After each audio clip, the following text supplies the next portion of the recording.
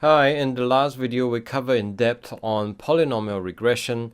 In this video we're going to move into dealing with nonlinear relationships but using ensemble method.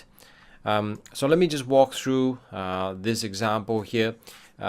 We are importing the so-called standard libraries that we need. We need NumPy, Matplotlib, Seaborn, as well as pandas, and also plot, Matplotlib, basically plot inline. So we're importing the Boston dataset directly this time around from scikit-learn, and we store that in the data frame itself. We're just basically storing the feature names as our column heading. Okay, so basically these are the 1, 2, 3, 4, 5, 6, 7, 8, 9, 10, 11, 12, 13 independent variables that we've seen before. As for the target variable, we're storing it into Y itself. Rather than importing directly from the actual data that we downloaded, we're just going to make use of the scikit-learn data sets this time around. So these are really a very brief introduction to some of the tools here, tool sets that we will go into depth a little bit more. We're going to cover decision tree and a little bit of random forest, a little bit of AdaBoost, and then we will actually come back to them in future lessons. I just want some continuity here so that you can see that we've been building and working on the Boston housing data set, looking at correlation analysis, simple linear regression, and then build upon it using a robust regression, and then evaluate our model performance. And then after that, we built on top of that using multiple linear regression, having moved away from simple one-factor regression, linear regression, we moved to multiple linear regressions. And finally, we look at regularization as well as polynomial. We're moving into the space of nonlinear features now. So we're going to look at decision tree, and this is the steps. I just want to first introduce it to you now, and then we will actually revisit that a little later. So we're going to import from scikit-learn, from the tree, the decision tree regressor. We're just going to look at one variable this time around rather than all of the so-called independent factor or the predictor. So we're just going to use lstat. From previously, we looked at this and we know that it is actually not linear. As for the tree, we do need to set a hyperparameter of maximum depth. Now this is a number that we don't know, so we're going to just try a number 5 just to actually start with that and then work from there. Alright, so having set the hyperparameter, we fit our model using mean square error and maximum depth of 5, and here we're just gonna sort the ID so that the so-called x is actually flattened. We want to sort that out because otherwise our scatter plot and also our line plot is going to be all over the place. So this is just really for plotting purpose. So this is the figure setting the actual fig size to 10 by 8 and scatter diagram, and also we're plotting the so-called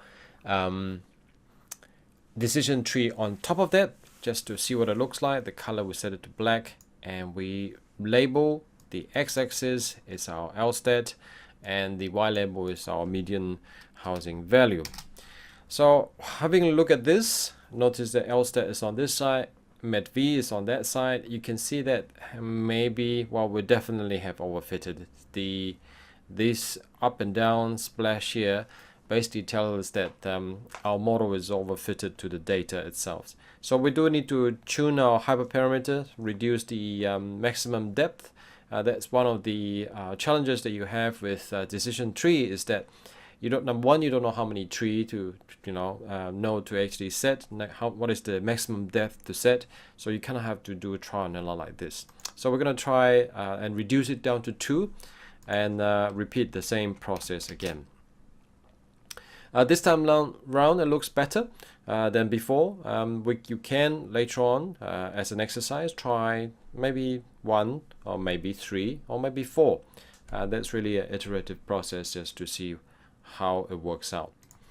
One of the challenge of using decision tree really is that you kind of have to reiterate or iterate through this process to figure out what works best. So instead of doing that, we can make use of an ensemble method called random forest, where it would actually tune for you. And instead of doing one variable as we did before, which is using lstat, we're just gonna feed everything in and let the random forest actually figure that out for us. The slight variation is that we're going to use a matrix selection of train, test, splitting our data to training set as well as the test set, and we're going to import mean square error and R square as our performance evaluation. The X is really all of our independent variable, and this is the splitting. We're splitting our test, giving 30% to our test size and using 70% to build our model. So this is the next line is really importing our random forest regressor and instantiating it. The criterion we're using is mean square error, and fit our forest, and we're gonna run the actual prediction using the training data, and again run the prediction on our test data, except that these are data that we have not seen before. The test, which is the X test, we didn't use for in our fitting or our training of our model itself. So let's look at the performance of the model now, the mean square error for both in sample and out of sample. In sample meaning during the training period, out of sample meaning during the test period itself. Okay, so the mean square error is smaller during the training period. In sample, under the test, it's actually worse. This is what this is to be expected. It's quite often like this. And have a look at the R square. Yes, it's the same, 97.87 and 87.39. Again, like I mentioned before, this is really a brief introduction so that you can actually start to be familiar with random forest ensemble method. Another ensemble method that I just want to introduce you to this time around is the AdaBoost.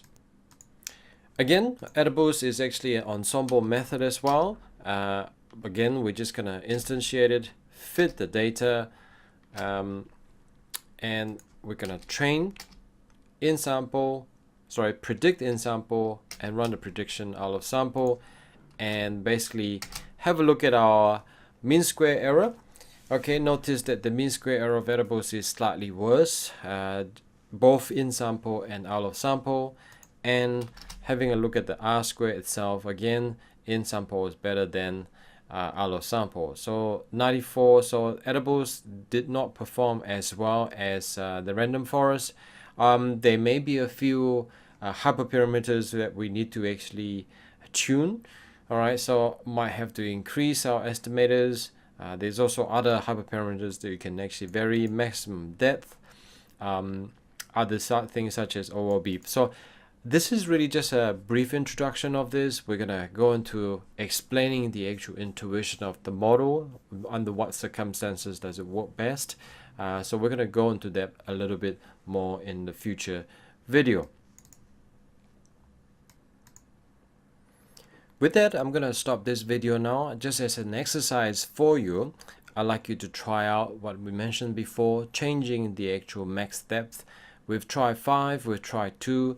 I'd like you to pause the video, try 1, 3, and 4, and see what it looks like, see if it actually improved. Although we don't actually have any performance evaluation matrix that's calculated, if you want to, you can actually try that out as well. With that, please pause the video. When you come back, I'm going to summarize the lesson. I hope you found that exercise useful, just to actually get an initial intuitive understanding of the decision tree. In this video, we've covered decision tree, we've covered random forest, and we've also covered AdaBoost. Although we haven't gone into details on each and every one of these ensemble, they are in a separate section that we're gonna go into depth in explaining how the model works, how is it built, and the actual intuition behind it. I just want to give you in this portion of the lecture under regression, just as a taster for you to actually appreciate that there are other methods out there apart from linear regression, polynomial, as well as robust regression to actually model your data. You can use these ensemble method.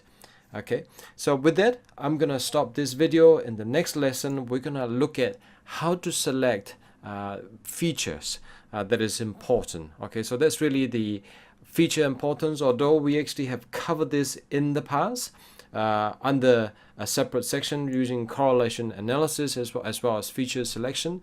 In the next video, although it's a short one, I'm just going to cover some features that edibles provide as well as random forest that helps you to actually select important features. So I'll see you in the next video.